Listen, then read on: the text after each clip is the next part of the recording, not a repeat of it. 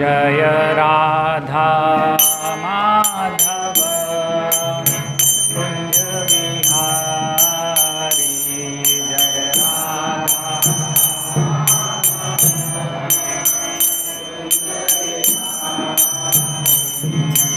गोपी जन वल्लभ गिरिवरधारी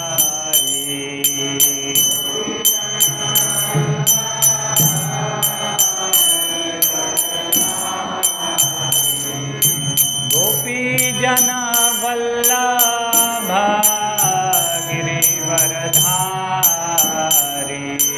गोपी जन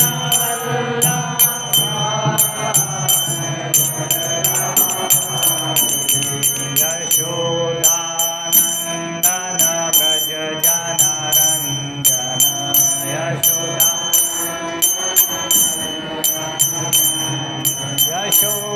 यशोदानंदन व्रज जनरंजन यशोदा यमुना तीर वनचारी यमुना तीर यमुना तीर वनचारी यमुना तीर जय राधा माधव कुंज विहारी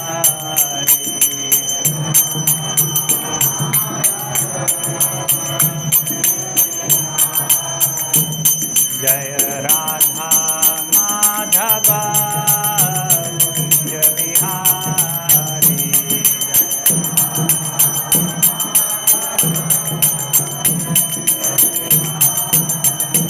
हरे कृष्णा कृष्णा कृष्णा हरे हरे हरे राम राम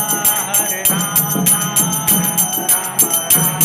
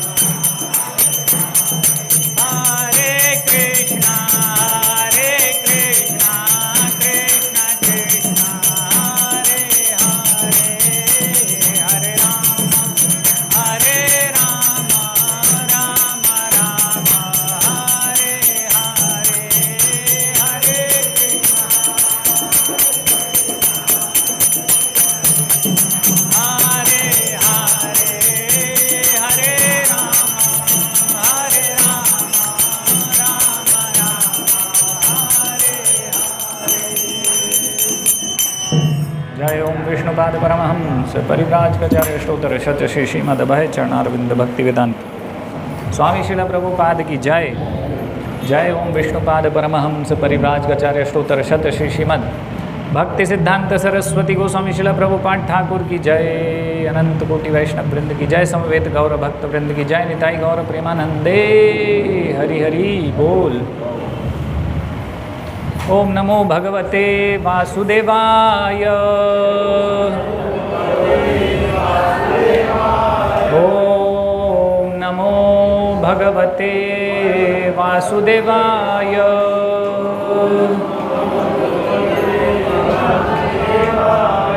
ओम नमो भगवते वासुदेवाय।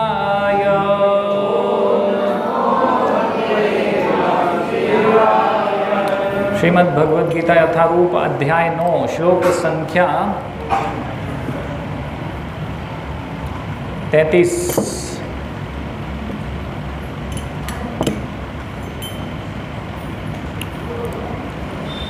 किं पुनर्ब्रह्मणा पुण्या। बोर्ड पर देखकर उच्चारण करने का प्रयास कीजिए। किं पुनर्ब्रह्मणा पुण्या भक्ता राजर्षयस्तथा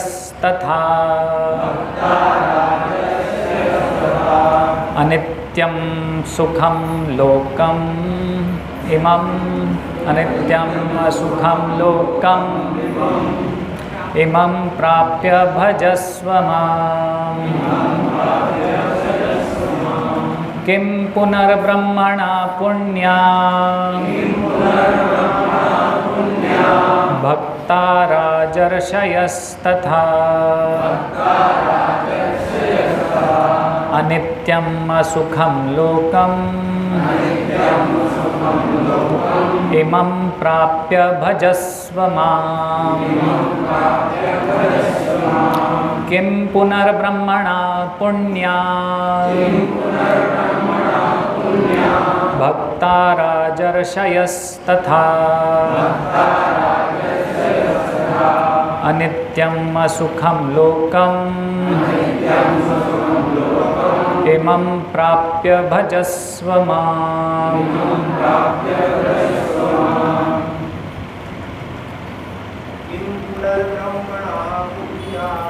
किं पुनर्ब्रह्मणा पुण्या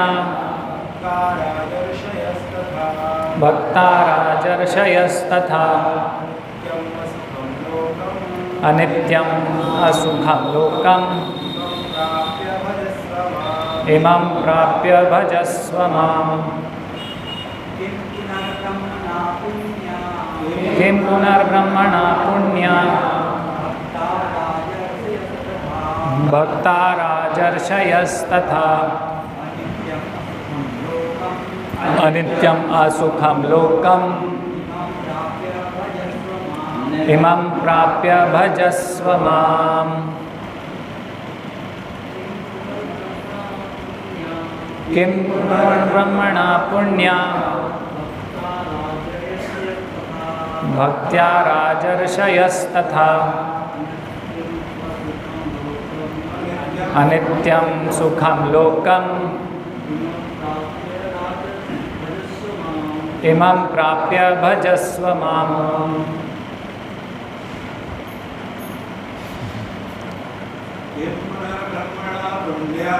किं पुनर्ब्रह्मणा पुण्या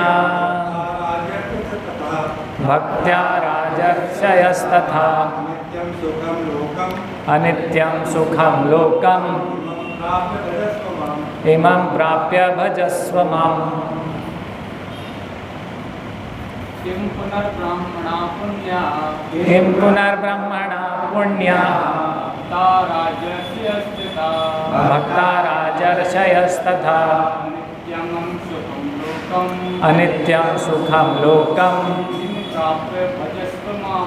इमं प्राप्य भजस्व माम्। माताएं किं पुनर्ब्रह्मणा पुण्या भक्ता राजर्षयस्तथा अनित्यं सुखं लोकम् इमं प्राप्य भजस्व माम्।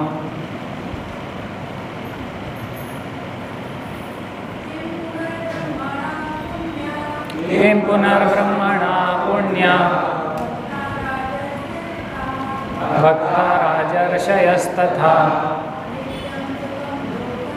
अनित्यं सुखं लोकम् इमं प्राप्य भजस्व माम्।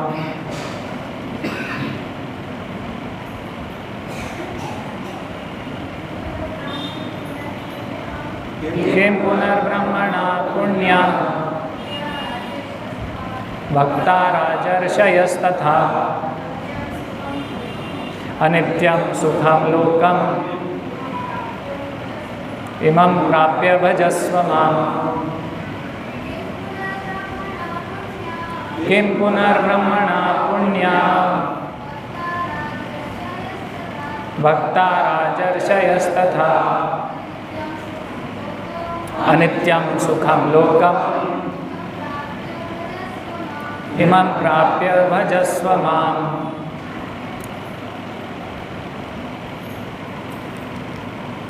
अनुवाद एवं तात्पर्य कृष्ण कृपा मूर्ति श्री श्रीमद् ए.सी. भक्तिवेदांत स्वामी श्रील प्रभुपाद के द्वारा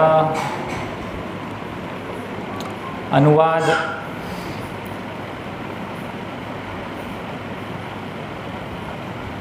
फिर धर्मात्मा ब्राह्मणों, भक्तों तथा राजर्षियों के लिए तो कहना ही क्या है।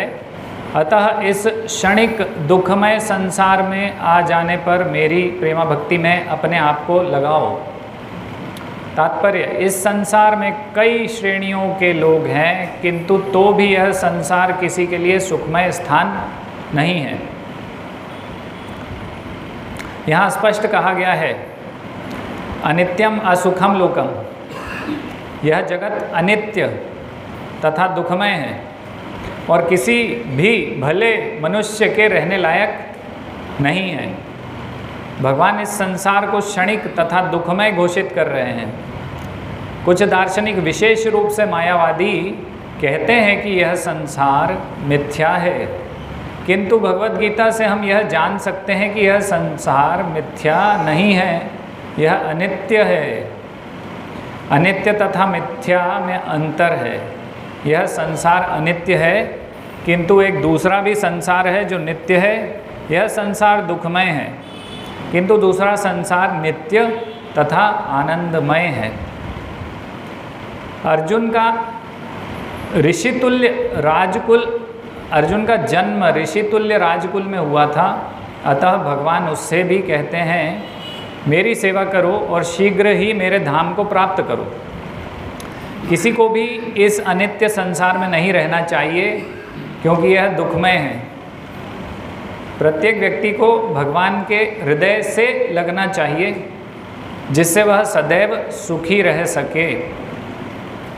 भगवत भक्ति ही एकमात्र ऐसी विधि है जिसके द्वारा सभी वर्गों के लोगों की सारी समस्याएं सुलझाई जा सकती हैं। अतः प्रत्येक व्यक्ति को कृष्ण भावनामृत स्वीकार करके अपने जीवन को सफल बनाना चाहिए। ओम अज्ञानतिमिरान्धस्य ज्ञानाञ्जनशलाकया चक्षुरुन्मीलितं येन तस्मै श्रीगुरुवे नमः। श्रीचैतन्यमनोभीष्टं स्थापितं येन भूतले स्वयं रूपः कदा मह्यं ददाति स्वपदान्तिकम्। वन्देऽहं श्रीगुरो श्रीयुतपदकमलं श्रीगुरून् वैष्णवांश्च श्रीरूपं साग्रजातं सगण रघुनाथान्वितं तं सजीवं साद्वैतं सावधूतं परिजनसहितं कृष्णचैतन्यदेवं श्रीराधाकृष्णपादान् सगण ललिता श्रीविशाखान्वितांश्च। नमः ओं विष्णुपादाय कृष्णप्रेष्ठाय भूतले श्रीमते भक्तिविकास स्वामिनिति नामिने। नमः ओं विष्णुपादाय कृष्णप्रेष्ठाय भूतले श्रीमते भक्तिवेदांत स्वामिनिति नामिने। नमस्ते सारस्वती देवे गौरवाणी प्रचारिणे निर्विशेष शून्यवादी पाश्चात्य देशतारिणे। जय श्री कृष्ण चैतन्य प्रभु नित्यानंद श्री अद्वैत गदाधर शिवासादि गौर भक्तवृंद। हरे कृष्णा कृष्णा कृष्णा हरे हरे, हरे राम राम राम हरे हरे। तो आज का जो श्लोक है, इसमें भगवान बोल रहे हैं, किम पुनर्ब्रह्मणा पुण्या भक्ता राजर्षयस्तथा अनित्यम असुखम लोकम इमं प्राप्य भजस्व माम। तो भगवान बोल रहे हैं किम पुनर्ब्रह्मणा। तो किम पुनः, यानी फिर उनके बारे में तो क्या कहना है ना। तो अभी किसकी बात चल रही है, क्या चल रही है, तो हमें पीछे के श्लोक से लिंक करना पड़ेगा। तो पहले के श्लोक क्या है, इसके पहले 30वां श्लोक है, तो है अपि चेतसु दुराचारो भजते माम अनन्य भाग साधुरेव स मंतव्य सम्यक व्यवसितो ही सह। तो कोई दुराचारी भी है, सुदुराचारो, तो कोई दुराचारी भी है और मेरे भजन में अनन्य भाव से लगा रहता है, तो उसको साधु ही मानना है। फिर आगे बोल रहे हैं और ऐसा व्यक्ति क्षिप्रम भवति धर्मात्मा, तो बहुत जल्दी धर्मात्मा बनने वाला है और शाश्वत शांति को प्राप्त करने वाला है। शाश्वत शांति निगच्छति। बोल रहे हैं कि कौनते प्रतिजानी ही, तुम घोषणा कर दो कुंती पुत्र अर्जुन कि न मे भक्त प्रणश्यति, कि मेरे भक्त का कभी विनाश नहीं हो। तो यहाँ सुदूराचारी व्यक्ति जो कि भगवान की निरंतर सतत भक्ति में दृढ़ प्रतिज्ञ है, वो जल्दी धर्मात्मा बनने वाला है, उसको साधु ही मानना है, ये संदेश भगवान ने दिया है। और फिर भगवान बता रहे हैं आगे कि माम ही पार्थ व्यपाश्रित ये पिस्यु पापयोनि। तो एक व्यक्ति दुराचारी है, अभी इस जन्म में कुछ अपने गुणों की वजह से कुछ आचरण उसका ठीक नहीं है, लेकिन फिर भी भक्ति में लगा हुआ है ना। तो अभी इस जन्म के उसके कार्यों का वर्णन है। अभी यहाँ पर इस श्लोक में 32वें श्लोक में भगवान बोल रहे हैं कि अगर पाप योनि है, जो पूर्व जन्म के कर्मों का भी उसके ऊपर कुछ असर है, उसकी वजह से वो कुछ पाप कृत्य में लगा हुआ है, और स्त्री हो, वैश्य हो, शूद्र हो, कोई भी हो, वो सब भगवान की शरण आश्रय व्यपाश्रित्य, भगवान की शरण ग्रहण करके शुद्ध होके परम गति को प्राप्त कर सकता है। तो कोई भी प्राप्त कर सकता है परम गति को, है ना। ऐसे बता रहे हैं भगवान की भक्ति, भगवान की शरण की महिमा का वर्णन। तो फिर ये दुराचारी पाप योनि इस प्रकार से चर्चा करते हुए अभी भगवान बोल रहे हैं किम पुनः ब्रह्मणा पुण्या भक्ता राजर्षयस तथा। तो बोल रहे हैं कि ऐसे ऐसे लोग जो दुराचारी हैं, जो पाप योनि हैं,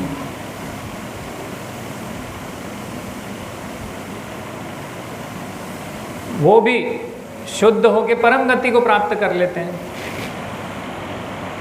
तो फिर पुण्या ब्राह्मणा, जो पुण्यशाली ब्राह्मण हैं, भक्त हैं, राजर्षि हैं, तो उनका तो कहना ही क्या, वो क्यों नहीं प्राप्त करेंगे परम गति को। फिर इसके बाद भगवान बोल रहे हैं आगे दूसरी लाइन में, फिर इस जगत के सत्य के विषय में बता रहे हैं, है ना, कि इमं अनित्यम असुखम लोकम प्राप्य। तो ये जो अनित्य और असुखम, अनित्य जगत है, असुखम जगत है, लोकम यानी ये जगत लोक, इसको प्राप्त करके करना क्या है, भजस्व माम, मेरा भजन करो। तो मेरा भजन करने से तुम्हारा परम कल्याण होगा, तुम परम गति को प्राप्त करोगे, भले दुराचारी हो, पाप योनि हो, और अगर ब्राह्मण हो, क्षत्रिय हो, राजर्षि हो और भक्त हो, तो बात ही क्या है, फिर तो प्राप्त करना ही करना है। There is no doubt left. हाँ, तो हम अभी इसको, है ना, थोड़ा शब्द एक एक शब्द का थोड़ा विश्लेषण करेंगे। तो किम पुनः, है ना, तो किम पुनः में यानी कि अब पिछले श्लोक से लिंक है इसका, इसलिए किम पुनः, है ना। तो जब वर्तमान में पाप करने वाला दुराचारी और पूर्व जन्म के पापों के कारण नीच योनियों में जन्म लेने वाले प्राणी तथा स्त्रियां, वैश्य और शूद्र, ये सभी मेरा आश्रय लेकर परम गति को प्राप्त हो जाते हैं, तो फिर जिनके पूर्व जन्म के आचरण भी अच्छे हों और इस जन्म में भी उत्तम कुल में जन्म हुआ हो, मतलब जैसे कि भक्त कुल में, भक्त के घर में जन्म हो गया, है ना, ऐसे पवित्र ब्राह्मण और पवित्र क्षत्रिय अगर मेरी शरण में हो जाएं, मेरे भक्त बन जाएं, तो वे परम गति को प्राप्त हो ही जाएंगे। इसमें कहना ही क्या है?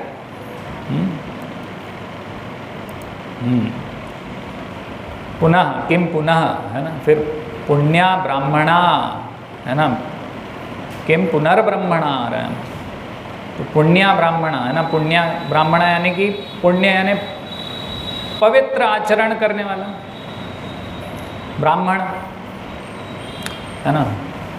तो ब्राह्मण के बहुत सारे गुण बताएं, तो गुण से यहाँ पर ब्राह्मण बोल रहे हैं। ऐसा मत समझिए कि ब्राह्मण कुल में जन्म लिया है तो उसको ब्राह्मण बोलना है। शमो दम, हाँ, पठन पाठन, यजन याजन, दान प्रतिग्रह, तो बहुत सारे गुण बताए हैं ब्राह्मणों की, बहुत सारी लंबी लिस्ट है भागवतम में, भगवद गीता में। तो वैसे उन ब्राह्मणों की बात हो रही, वैसे गुण वाले व्यक्ति की बात हो रही। तो पवित्र आचरण करने वाले ब्राह्मण, पुण्या ब्राह्मणा। तो यहाँ पर पिछले श्लोकों से अगर हम कंपेयर करेंगे तो तुलनात्मक रूप से भगवान ने बताया। एक तरफ भगवान बता रहे हैं दुराचारी पापयोनि, फिर यहाँ पे बोल रहे हैं पुण्या ब्राह्मणा, है ना।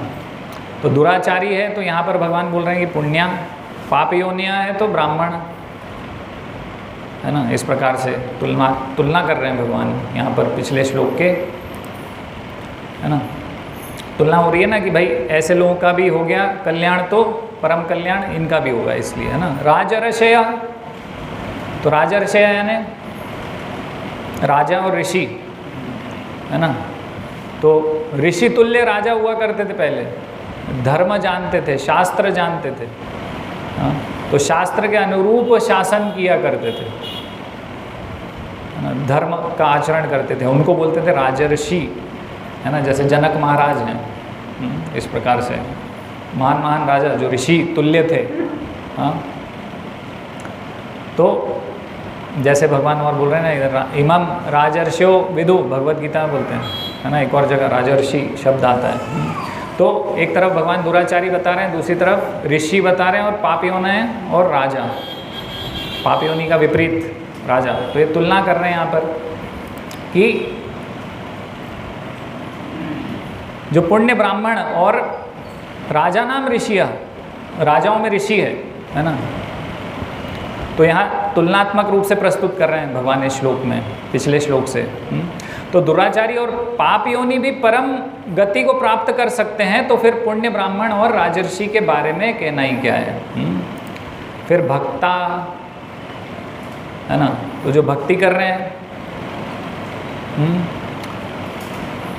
और दूसरे तरीके से देखें तो पवित्र ब्राह्मण और ऋषि स्वरूप क्षत्रिय, इन दोनों के बीच में भक्ता पद देने का तात्पर्य है कि जिनके पूर्व जन्म के आचरण भी शुद्ध हैं और जो इस जन्म में सर्वथा पवित्र हैं, वे ब्राह्मण और क्षत्रिय अगर भगवान की भक्ति करने लग जाएं तो उनके उद्धार में संदेह हो ही नहीं सकता है।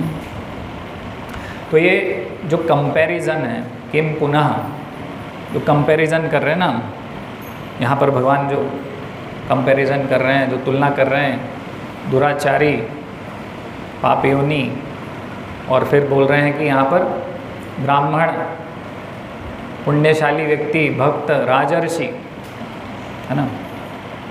तो इसको बोलते हैं कैमुतिक न्याय, किम उत न्याय, कैमुतिक न्याय। संस्कृत में अलग अलग न्याय हैं।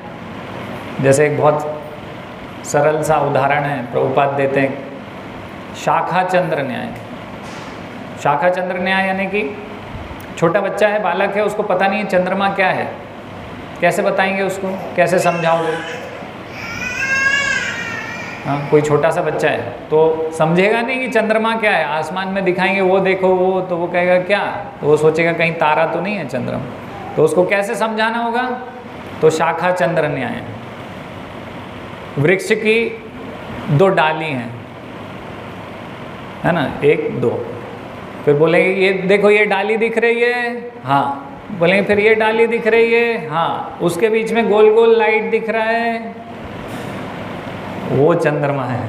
तो डाल के परिप्रेक्ष्य में, इसलिए इसको बोलते हैं शाखा चंद्र न्याय। इस प्रकार से यहाँ पर कैमुतिक न्याय, किम उत न्याय, भगवान यहाँ पर उसका उपयोग करके समझा रहे हैं।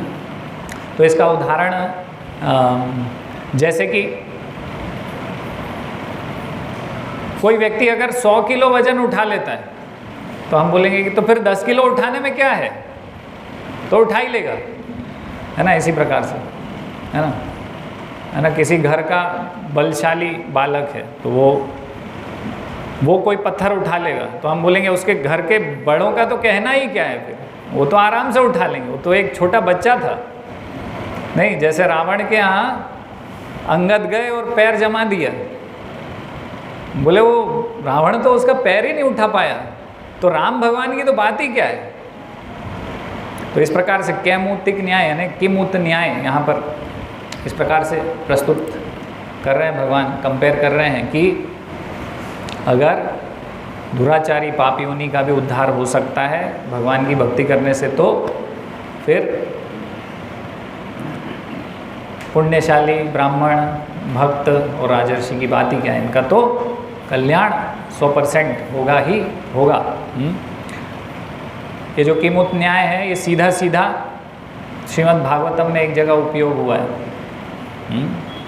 कौन से श्लोक में? ये जो अजामिल का कथा आती है, अजामिल की कथा में म्रियमाणो हरेर्नाम गृणन् पुत्रोपचारितम अजामिलोऽप्यगाद्याम किमुत श्रद्धया गृणन्। किमुत न्याय जो बोल रहे हैं ना, तो यहाँ पर सीधे सीधे किमुत उपयोग हुआ है। क्या? म्रियमाणो हरे नाम, यानी भगवान हरि का नाम लिया। म्रियमाणो मरते समय, बल्कि बोल रहे गृणन पुत्रोपचारितम, वो तो अपने पुत्र का नाम ले रहा था, भगवान का भी नाम नहीं ले रहा था वास्तव में। तो मरते समय म्रियमाणो हरेर नाम गृणन पुत्रोपचारितम, कि अपने पुत्र का नाम ले रहा था, हरि का नाम भी नहीं ले रहा था मरते समय। अजामिलो अप्यगाद्याम, ऐसे पापी अजामिल को परम गति धाम प्राप्त हुआ भगवान का। किमुत श्रद्धया गृणन, तो जो श्रद्धा पूर्वक भगवान का नाम लेगा, किमुत तो उसका कहना ही क्या है, गृणन भगवान का नाम गायन करेगा ऐसा व्यक्ति श्रद्धा पूर्वक 100%, तो फिर उसका कहना ही क्या है, उसको क्यों नहीं भगवत धाम मिलेगा।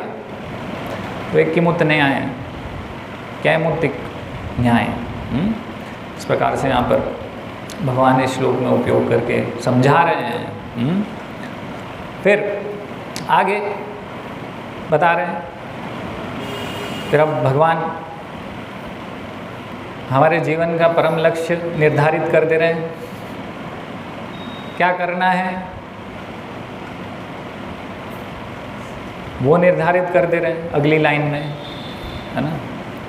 तो भगवान बोल रहे हैं इमम अनित्यम असुखम लोकम प्राप्य, इस जगत की सत्यता बता दे रहे हैं हमें। इमम अनित्यम असुखम लोकम प्राप्य, यानी कि ये जो आपने लोक प्राप्त किया है अभी, इमम लोकम, तो इसके 2 एडजेक्टिव्स, क्या बोलते हैं उसको, विशेषण। तो इस जगत के 2 विशेषण बता रहे हैं फिर कि तुमने ये जो जगत प्राप्त कर लिया है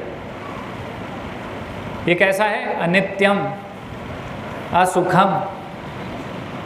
सब लोग सोच रहे हैं ना कि मैं तो बहुत अच्छी पोजीशन में हूँ, आज मेरे पास क्या नहीं है। वो कौन सा डायलॉग है, अमिताभ बच्चन बोलता था पिक्चर में, नहीं अमिताभ बच्चन तो बोलता था मेरे पास माँ है, उसका शशि कपूर बोलता था नहीं,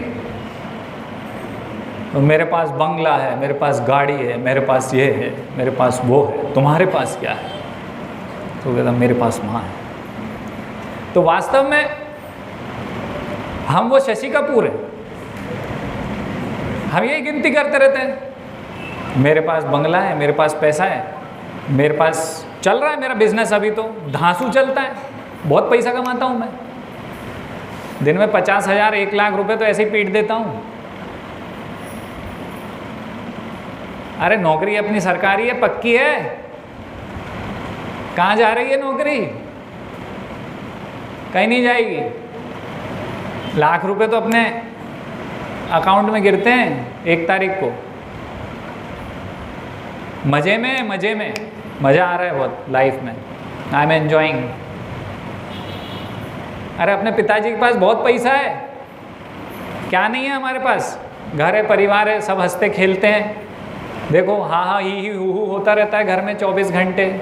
हम तो दुखी नहीं हैं, जोक्स आते हैं हमें, एक दूसरे को सुनाते हैं, हंसते हैं, मज़ा करते हैं, टीवी में नाटक देखते हैं स्टार प्लस पे, खुश रहते हैं, मज़ा आ रहा है, लाइफ इज कूल। भगवान झंझोड़ रहे हैं, बेटा ये जो तेरा बिजनेस चल रहा है ना, ज़रूरी नहीं है कल चलेगा। फिर ऐसा होता है, हमने देखा है, नंबर 1 पे थे, फिर वो नंबर ही नहीं मिल रहा, कहाँ पहुँच गए। एक दिन नौकरी थी, पता नहीं कहाँ से कौन ने किसी से कहाँ का आरोप जड़ दिया, नौकरी से उचक गए। अरे भैया क्या हो गया, ये कहाँ हूँ मैं, कौन सा जगत है ये, क्या हो रहा है मेरे साथ? धंधा पानी ठप हो गया, पैसे नहीं है आज मेरे पास, नौकरी थी चली गई। घर और नौकरी गई तो घर परिवार वाले जो हा हा ही हू कर रहे थे वो भी बदल गए, वो भी चले गए। चले नहीं गए तो दिन रात गाली देते हैं, आपकी निखट्टू, कुछ नहीं करता तू है, हमें क्या खिलाएगा, हमें कैसे इंद्रिय तृप्ति करवाएगा, कुछ है तेरे पास इलाज? हाँ, ये परिवर्तनशील, ये जगत की परिभाषा ही है। यो गच्छति इति जगत, तो जाते जाते ये हमें कहाँ से क्या पटकेगा उठा के पता नहीं चलेगा। आंखों में अंधेरा छा जाता है फिर लोगों के, जब ऐसा परिवर्तन होता है ना, ज़मीन से पैर के नीचे से ज़मीन सरक जाती है। तो भगवान वही हमें, हमारी जो जीवन है टलमल, हमारी जो स्थिति है वो याद दिला रहे हैं कि हम कहाँ हैं, हम भूल गए, हमें बहुत मज़ा आ रहा है, हमें बहुत आनंद आ रहा है, लेकिन भगवान बोल रहे हैं कि ये जो जगत है बेटा ज़्यादा दिन नहीं टिकोगे, इसमें अनित्य है। ये तुम्हारी जो पोजीशन तुम सोच रहे हो आरामदायक और स्थिर लग रही है तुम्हें, स्थिर कि एकदम सब कुछ रहेगा मेरे पास, पैसा रहेगा, घर परिवार रहेगा, गाड़ी बंगला सब रहेगा, स्वास्थ्य रहेगा, स्वस्थ रहूँगा, इंद्रिय तृप्ति करूँगा, तो बोल रहे हैं भगवान कि सब कुछ अनित्य है, किसी चीज़ का कोई भरोसा नहीं है संसार में, सब अधर्म है ना। अगर अभी युद्ध हो जाए, है ना, जैसे कि यूक्रेन और रशिया का चल रहा है, तो कोई ज़रूरी नहीं है, भारत में भी युद्ध हो सकता है। यूक्रेनियंस भी सोच नहीं रहे थे कभी कि युद्ध होगा, वो भी सोच रहे थे कि बहुत पैसा है हमारे बैंक अकाउंट में। फिर सरकार क्या करती है, सीज कर देती है अकाउंट, बोले हमें मिसाइल बनाने के लिए पैसा चाहिए, पैसा तो हमारा ही है, तुमने वो टर्म्स एंड कंडीशन नहीं पढ़ी थी हमारी, बैंक में जो पैसे रखे थे वो वास्तव में अब हमें ज़रूरत पड़ गई है, हम ले रहे हैं, तुमको हम महीने में 5,000 रुपये ही देंगे। अब तुम जाओ एटीएम से निकालो कि 20 लाख रुपए हैं मेरे, और निकालो तो वो 5,000 से ज़्यादा एक महीने में निकलेंगे ही नहीं, फिर क्या कर लोगे? तो जगत की स्थिति ऐसी ही है। हम सोच रहे हैं कि बहुत कंफर्ट है, आराम है, मस्त है, चकाचक चल रहा है अपना, लेकिन वास्तव में भगवान बोल रहे हैं इमम लोकम अनित्यम असुखम। हम सोच रहे हैं बहुत सुखी हूँ मैं, सब चीज़ें मेरे पास परमानेंट हैं, लेकिन कुछ भी परमानेंट नहीं है और कोई किसी चीज में सुख नहीं है इस जगत में। असुखम। हाँ, तो भगवान ये दो विशेषण उपयोग कर रहे हैं और भगवान एक जगह ये चीज़ नहीं बोलते, भगवान भगवत गीता में 3 जगह ये चीज़ बोलते हैं। जैसे कि भगवान बोलते हैं ना, जब क्या बोलते हैं, चैतन्य महाप्रभु बोला करते थे ना, हरेर नाम हरेर नाम हरेर नाम एव केवलम कलो नास्तेव नास्तेव नास्तेव गतिरन्यथा। शास्त्र में वर्णन है ये श्लोक। तो 3 बार बोल रहा है कि हरि का नाम हरि का नाम हरि का नाम। क्यों? क्योंकि एक बार में समझता नहीं आदमी। जैसे कि क्या होता है कि कोर्ट में जज रहता है, हल्ला गुल्ला होता है, ज़्यादा आपस में बातचीत होती है, तो क्या ठोकता है वो, ऑर्डर ऑर्डर ऑर्डर।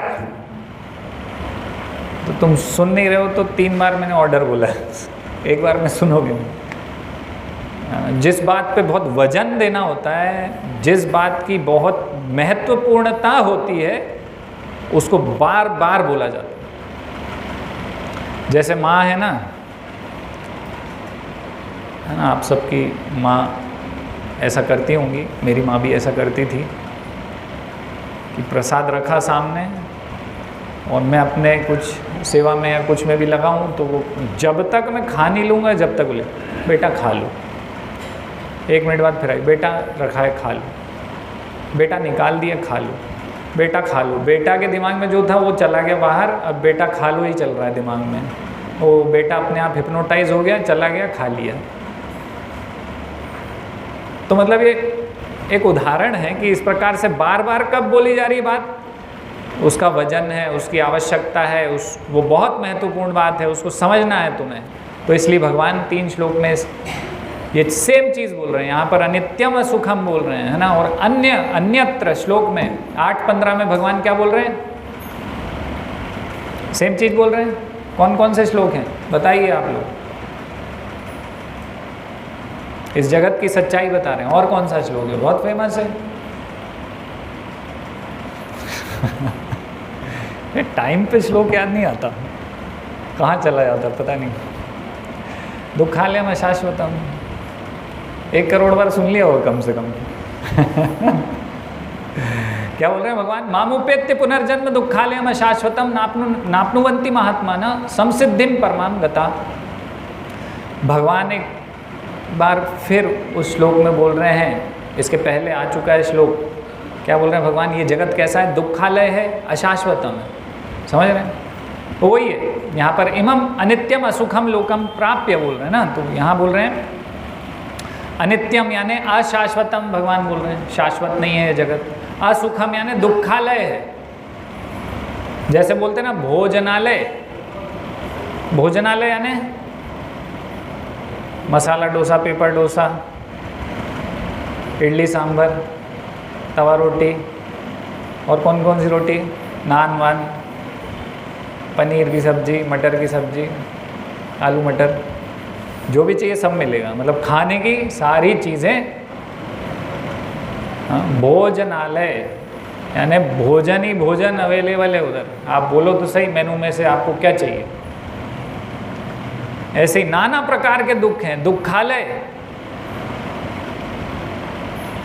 आप बताओ तो किस प्रकार का दुख चाहिए आपको। हर प्रकार का दुख अवेलेबल है। हाउ में आई सर्व यू, माया कहती है हमसे। हम माया से जूझते रहते हैं, लड़ाई करते रहते हैं, लड़ते रहते हैं। भक्त लोग भी लड़ते हैं माया से, नहीं?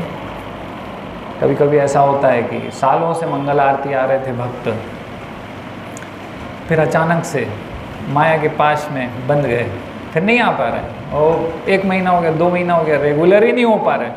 वो भी आके बोलते हैं प्रभु जी माया ने पकड़ लिया, क्या करूँ। माया से जूझ रहे हैं भक्त भी, भक्ति करने के लिए जूझ रहे हैं। वो बात अलग है कि सांसारिक लोग सांसारिक रूप से माया से लड़ाई चल रही है उनकी, लेकिन भक्तों की माया से लड़ाई चल रही है कि भगवान की सेवा कर पाऊँ। कई बार भक्त धराशायी भी हो जाते हैं, होता है, ये होगा जीवन में, ऐसा होगा, भक्ति में ऐसा होता है। कभी ऊपर जाएंगे, कभी नीचे जाएंगे, कभी गुरु महाराज तो अपने एक लेक्चर में बोल रहे हैं कि कई देवी देवता भी आपके पीछे पड़ जाते हैं भक्तों के। ये इतनी आगे तीव्रता से कैसे बढ़ रहा है, तो मेरी पोजीशन ले सकता है आने वाले समय में। तो देवी देवता आपको, मतलब उनमें कितनी शक्ति है, बहुत शक्तिशाली हैं देवी देवता। तो देवी देवता भी आपके पीछे पड़ जाते हैं कि आपको कैसे न कैसे भक्ति से आप थोड़ा हिल जाएं, उतने शुद्ध रूप से नहीं कर पाए। और भगवान भी बोल रहे हैं मम माया दुरत्यया, कि मेरी माया भी बहुत शक्तिशाली है। और हम एक बहुत छोटे से, बहुत इनफाइनाइटेसिमल, हिंदी में क्या बोलते हैं इसको, नगण्य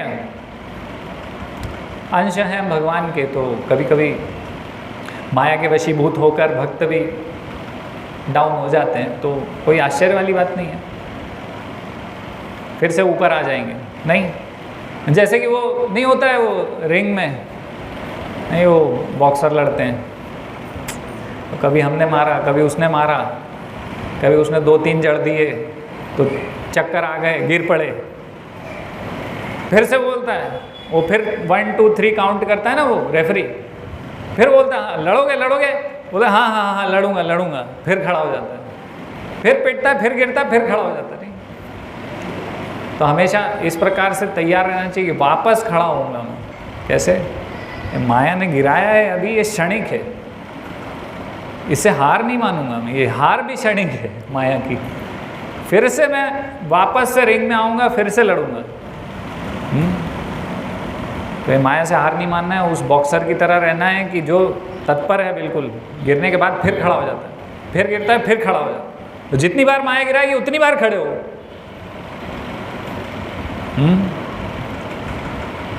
भगवान की शरण लो, भक्तों की शरण लो, फिर से खड़े हो जाओ, हार नहीं मानना है इस माया से। तो इस प्रकार से तो अनित्यम असुखम, ये जगत कैसा है? अशाश्वत और दुखालय है ये, है ना। तो 3 बार भगवान बोल रहे हैं ना, एक ये वाले श्लोक में है ना, इसमें बता रहे हैं भगवान अनित्यम असुखम, फिर दुखालय अशाश्वतम 8:15 में बता रहे हैं, और एक और श्लोक है 5वें अध्याय का 22वां श्लोक, तो उसमें बता रहे हैं ये ही संस्पर्शजा भोगा दुख योन्या एवते आद्यंतवंत कौन्तेय न तेषु रमते बुधा। तो क्या बोल रहे हैं इसमें? ये ही संस्पर्शजा भोगा। तो ये जो संस्पर्शजा मतलब कि जो इंद्रियां हैं और जो तन्मात्राएं हैं, इंद्रिय विषय है ना। इंद्रिय है जैसे कि आँख, तो उसका इंद्रिय विषय है रूप, है ना। स्पर्श इंद्रिय है तो उसका स्पर्श, घ्राण इंद्रिय है तो सुगंध, जिह्वा है ना इंद्रिय है तो टेस्ट। तो ये जो इंद्रियां और इंद्रिय विषय के संपर्क में आने से जो भोग उत्पन्न होता है, भोग वो कैसा है? दुख योनयः, दुख देने वाला है, दुख योनि, यानी कि दुख उत्पन्न होगा उससे। दुख योनः एवते, सुख नहीं मिलेगा उससे, दुख ही मिलेगा इंद्रिय और इंद्रिय विषय के संपर्क से। फिर आगे बोल रहे हैं इसके आद्यवंत, आद्य अंत मतलब कि इसके आदि में और इसके अंत में कौनते, कृष्ण बोल रहे हैं अर्जुन को कि इसके शुरू में, अंत में, बीच में, सब में दुख है। और इसमें न तेषु रमते बुधा, जो बुद्धिमान व्यक्ति है वो कभी रमण नहीं करता है इसमें, वो इसमें कभी भी रुचि नहीं लेता है। तो यहाँ पर दुख योनया और आद्यंतवंत, यानी कि आदि है, अंत है, यानी कि क्षणिक है, वही चीज़ बता रहे हैं यहाँ पे। अनित्य, इस श्लोक में भी बता रहे हैं अनित्य है ये सुख जो इंद्रिय तृप्ति से उत्पन्न हुआ है, और दुख देने वाला है, दुखालय है, असुखम यहाँ पर बता रहे हैं भगवान। तो 3 जगह इतना स्पष्ट रूप से बार बार कृष्ण बोल रहे हैं ये चीज़ कि ये जगत असुखम है, इस जगत में सुख नहीं है। जैसे हमने पहले भी चर्चा किया था एक उदाहरण कि तालाब के बगल में अगर आम का पेड़ लगा है और अगर हम वो आम खाना चाहते हैं तो फिर तालाब में कूदेंगे तो कितना ही कोशिश करेंगे आम पकड़ने की, वो आम पकड़ में नहीं आएगा, उसका टेस्ट स्वाद नहीं मिलेगा। गलत जगह हम ढूंढ रहे हैं। उसके लिए हमको ऊपर देखना पड़ेगा कि आम का पेड़ वास्तविक कहाँ है, वो आनंद का स्रोत कहाँ है वास्तव में। तो हमें ऊपर देखना पड़ेगा, ऊपर के जगत में, भगवान के लोक में देखना पड़ेगा कि सुख कहाँ है, वहाँ है। इस प्रकार से। और अब फिर ये अनित्य जगत है, असुखम जगत है। अगर हम भगवान की बात मानते हैं, सुनते हैं, समझते हैं, तो फिर अब क्या करूं? प्रश्न आता है ना। भगवान बता रहे हैं कि तुम्हारी पोजीशन क्या है, तुम कहाँ हो, है ना। तुम इस क्षणिक दुखमय संसार में हो। भगवान हमें बता रहे हैं, बता दिया, हमने सुन लिया, हम समझ गए। अब फिर क्या करें?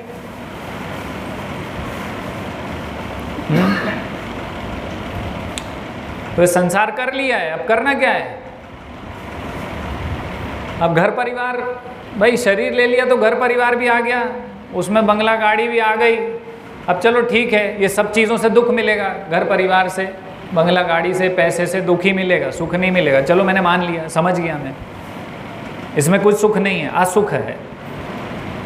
तो अब क्या करूं इसका? ये गाड़ी का क्या करूं, ये घर का क्या करूं, ये परिवार का क्या करूं? बता रहे हैं भगवान क्या करना है। इमं प्राप्य भजस्व माम। इन सब चीज़ों को क्या करो, क्या करो?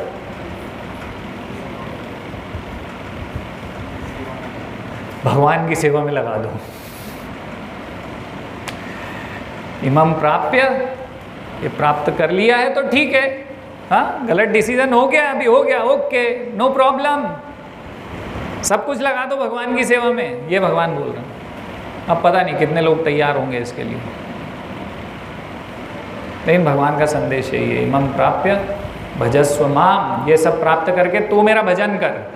अरे यार सबके बीच में भजन कैसे करूं? भोग स्वाभाविक है, भजन स्वाभाविक नहीं है। लेकिन भगवान यही बोल रहे हैं कि इन सब के बीच में रह के भी आपको मेरा भजन करना चाहिए, उससे आपका परम कल्याण होगा। भजस्व माम, मेरा भजन करो, तू मेरा भजन कर, है ना। तो कैसे भजन होगा? भगवान के सन्मुख होना, भगवान के विमुख नहीं होना, भगवान के सम्मुख होना, भगवान की आत्मीयता से सेवा करना और भगवत प्राप्ति ही एकमात्र उद्देश्य रखना, है ना। ये भजस्व माम का अर्थ श्रीधर स्वामी अपनी टीका में बताते हैं थोड़ा अलग दृष्टिकोण से। भजस्व माम का अर्थ वो अनित्य और असुख से बताते हैं। तो अनित्य का बोलते हैं विलंब अकुर्वन, अनित्य है ये जगत, है ना। जैसे हमारे आचार्य बता रहे हैं कि कमल दल जल जीवन टलमल, पूरा स्थिर स्थिति है, कब किसकी कहाँ कब हमारी मृत्यु हो जाएगी कुछ नहीं पता है, अनित्य है जगत। इसलिए विलंब अकुर्वन, अब देरी मत करो, है ना। मतलब हमारी मृत्यु कभी भी हो सकती है, तो इसलिए तुरंत भक्ति शुरू कर देनी चाहिए। जिस क्षण हमें पता चला कि भक्ति ही मनुष्य जीवन का लक्ष्य है, उससे तुरंत भक्ति हमें स्वीकार करके शुरू कर देना चाहिए। अनित्यम यानी कि विलंब अकुर्वन, विलंब मत करो, देरी मत करो, रास्ता मत देखो। जैसे कि प्रहलाद महाराज बता रहे हैं, कौमारम आचरेत प्राज्ञो धर्मान भागवतान इह दुर्लभम मानुषम जन्म तदप्य अध्रुवम अर्थदम। क्या बता रहे हैं यहाँ पे? अध्रुव है ये मनुष्य जन्म, कौमार अवस्था से ही, मतलब कि जो 5 साल तक की उम्र है, 5 साल के लिए भी रुकना नहीं चाहिए, उसके पहले से ही धर्मान भागवतानिह, धर्म का पालन शुरू कर दो 5 वर्ष की आयु से ही, कौमार से ही। क्यों? काय के लिए? तो आगे बोल रहे हैं दुर्लभम मानुषम जन्म, दुर्लभ है मनुष्य जन्म जो तुम्हें मिल गया है, और अध्रुवम अर्थदम, मतलब कि अध्रुवम यानी इसका कोई ठिकाना ही नहीं है, इसलिए अभी से ही शुरू करो भक्ति। रास्ता मत देखो 60 साल के होंगे जब करेंगे। तो नीति शतक में इस प्रकार से बताया है, लंबा श्लोक है थोड़ा, यावत् स्वस्थमिदं शरीरम रूजम यावच्च दूरे जरा, यावच्चेन्द्रिय शक्तिर प्रतिहता, यावच्छयो नायुषः, आत्मश्रेयसी तावदेव विदुषा कार्यः प्रयत्नो महान्, संदीप्ते भवने तु कूप खननम प्रत्युदमः कीदृशः। अर्थात यावत् स्वस्थमिदम, जब तक स्वस्थ हो, यावत् स्वस्थ है ना, जब तक स्वस्थ हो, शरीरम ऊर्जम मतलब शरीर में ऊर्जा है, यावच्च दूरे जरा, तुम्हारा बुढ़ापा जब तक दूर है, हाँ, यावच्चेन्द्रिय शक्तिर प्रतिहता मतलब कि जब तक तुम्हारी इंद्रियां बलवान हैं, यावत क्षयो नायुषः जब तक तुम्हारी आयु क्षीण नहीं हुई है, अभी बहुत आयु है, मतलब कि अभी शरीर स्वस्थ है, अभी इंद्रियां बलवान हैं, अभी मेरे बुढ़ापा दूर है, अभी मेरी आयु लंबी है। तो क्या करना है? आत्मश्रेयसी तावदेव विदुषा कार्यः प्रयत्नो महान। तो आत्मज्ञान, आत्मा का ज्ञान, भक्ति, विदुषा मतलब कि बुद्धिमान व्यक्ति, प्रयत्नो महान, महान प्रयत्न करता है भगवान की भक्ति के लिए, है ना। जब तक ये सब है हमारे पास, आयु है, बल है, बुद्धि है, शरीर में ऊर्जा है, शक्ति है, स्वस्थ है, तो भक्ति करो तुरंत, इंद्रिय तृप्ति मत करो। क्या करना है? तुरंत से भक्ति करना है। क्यों? तो बोल रहे संदीप्ते भवने तु कूप खननम, अगर घर बनाया और घर में आग लग गई, कूप खननम, तो क्या जब कुआं खोदोगे आग बुझाने के लिए?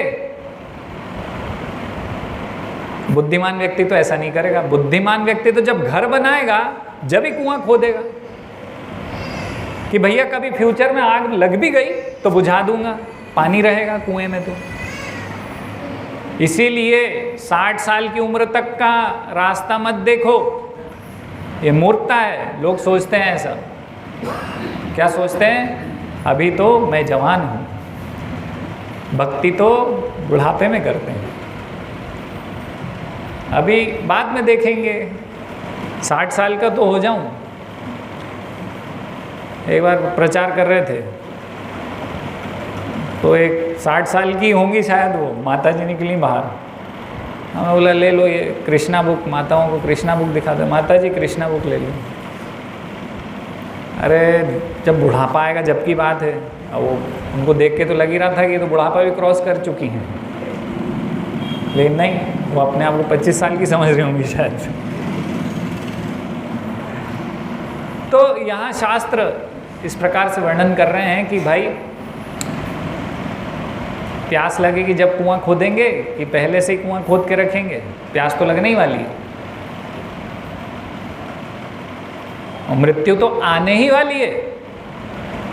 अनित्य है ये जगत, हमारी स्थिति अनित्य है, असुखम है। तो जिस प्रकार से रेगिस्तान में पानी दिखता है, पानी प्राप्त करने के लिए आदमी पागल जैसा इधर उधर घूमता रहता है, तो यहाँ भगवान ने बोल दिया असुखम है, सुख मत ढूंढो, बुद्धिमान हो तो सुख मत ढूंढो। सब इसी जगत में सुखी होना चाह रहे हैं, सबका प्रयास क्या है? ये ही जगत में इधर ही सुखी होके दिखाऊंगा। मॉडर्न साइंस का सहारा लेंगे, और मैं तो साइंटिस्ट हूँ, मैं तो यही प्रूव करूंगा कि इसी जगत में कैसे सुखी रहा जाए। गर्मी लगती है, टेक्नोलॉजी है, एसी बनाऊंगा, वो जो कंज्यूमर है वो भी हाँ एसी लाऊंगा, गर्मी है तो, मतलब कि इसी जगत में ही सुखी होके दिखाऊंगा।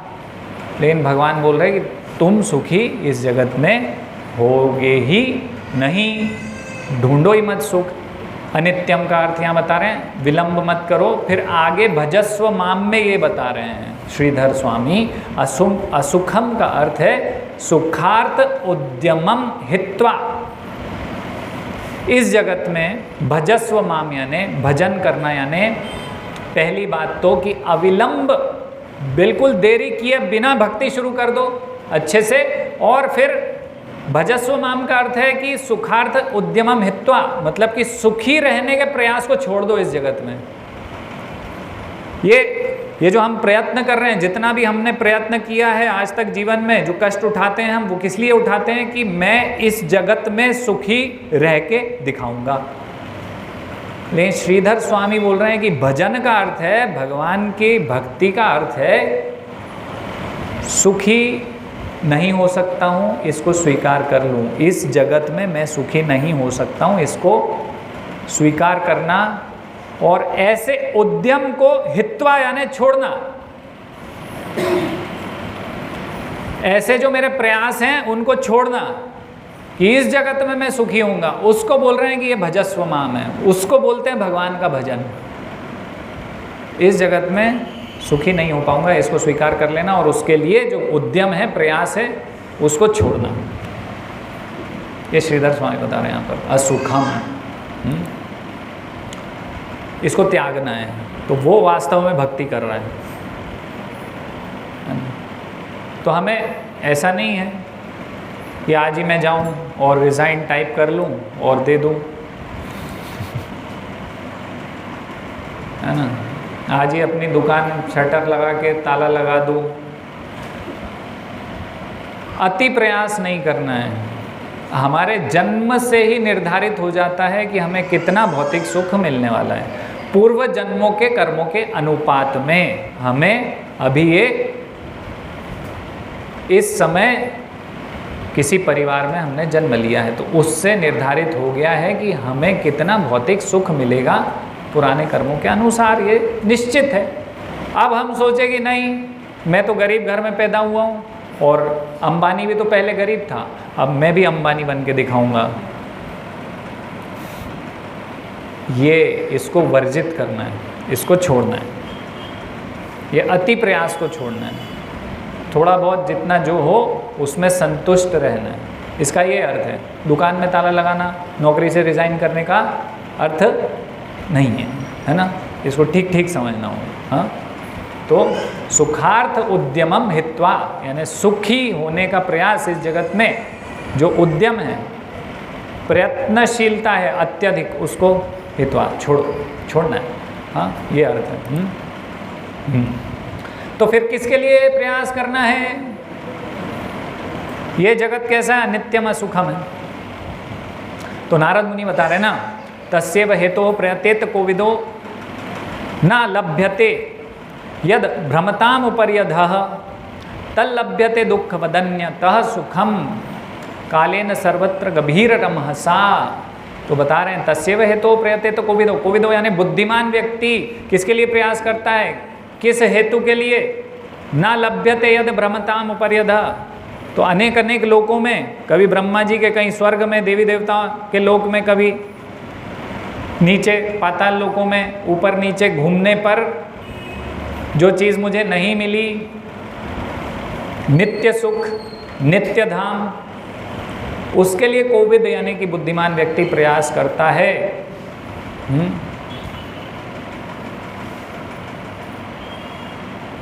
वो कभी भी बुद्धिमान व्यक्ति समझता है कि ये जो दुख है, तल्लभ्यते दुख वदन्यतः सुखम, यानी कि दुख मेरे जीवन में अपने आप आते हैं। मैंने कोई पर्चा नहीं भरा था, एप्लीकेशन फॉर्म, लेकिन अपने आप आते हैं दुख मेरे जीवन में, नहीं चाहते हुए आते हैं। तो बुद्धिमान व्यक्ति इसलिए, जैसे कि वो समझता है कि दुख अपने आप आया है, सुख भी आने वाला है अपने आप, और वो भी जाने वाला है, तो सुख भी आएगा मेरे जीवन में बिना प्रयास किए। जैसे कि दुख आया है, वो जानता है बुद्धिमान व्यक्ति, इसलिए सुख दुख के चक्कर में नहीं पड़ता, भौतिक सुख के लिए प्रयास नहीं करता बहुत अत्यधिक। वो प्रयास करता है आध्यात्मिक प्रगति के लिए, जानता है कि ये जगत अनित्य है, असुखम है, तो मुझे नित्य और सुखम जगत ढूंढना पड़ेगा। तो वो कौन सा जगत है? तो इसका एड्रेस भी भगवान देते हैं ना भगवत गीता में कि मेरा जगत है। हाँ। क्या बोलते हैं भगवान? परस्तस्मात् तु भावो अन्यो अव्यक्तो व्यक्तात् सनातन। सनातन धाम है भगवान का, नित्य धाम है। यहाँ अनित्य अनित्य बोल रहे हैं ना भगवान 3 श्लोक में। भगवान ये भी तो बता रहे हैं कि मेरा धाम नित्य है, टेम्परेरी नहीं है, इसलिए वहाँ पर तुम मरते नहीं हो, मृत्यु नहीं होगी तुम्हारी। मेरा जगत है नित्य।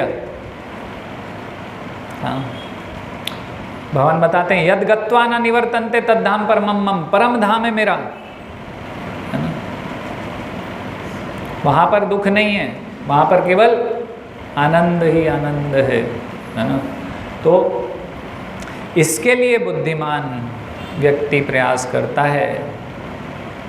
हाँ, वो ऊपर देखता है पेड़ में कि वास्तव में ऊपर उस पेड़ की डाल पे आम है, उसको मैं टेस्ट करके आनंद ले सकता हूँ।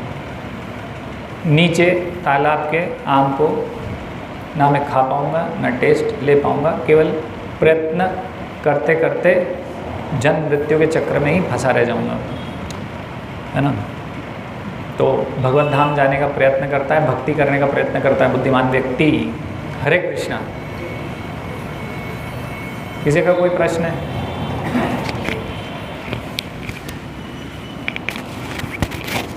तो ये जो जगत है